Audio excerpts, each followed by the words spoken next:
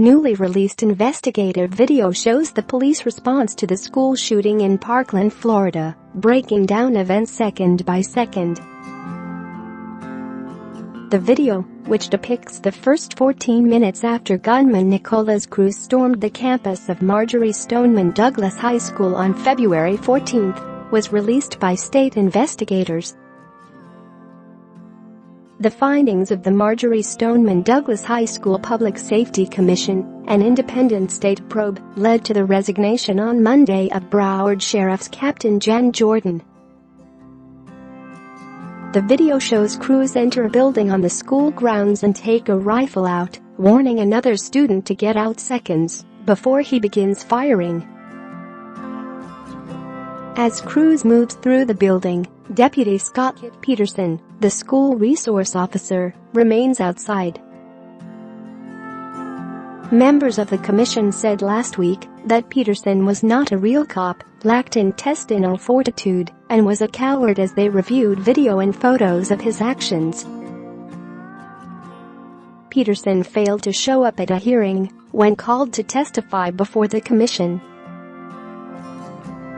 6 minutes after the first shot, Cruz is seen fleeing on foot, jogging south from the campus as police staged to the north. Captain Jordan took control of the police response at the scene about 7 minutes after the first shots were fired, but did not urge deputies to enter the building. Instead, Jordan initially focused on establishing a perimeter, contrary to department training, the commission found. Jordan also appeared to be struggling with radio difficulties that made it difficult to communicate.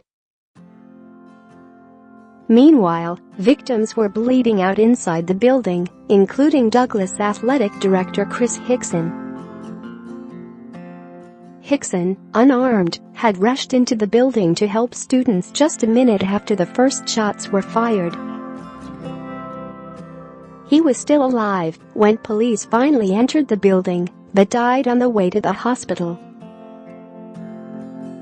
"Do we have a perimeter set up right now, and everyone cleared out of the school?" Jordan is heard asking dispatch 3 minutes after arriving in the school's main office.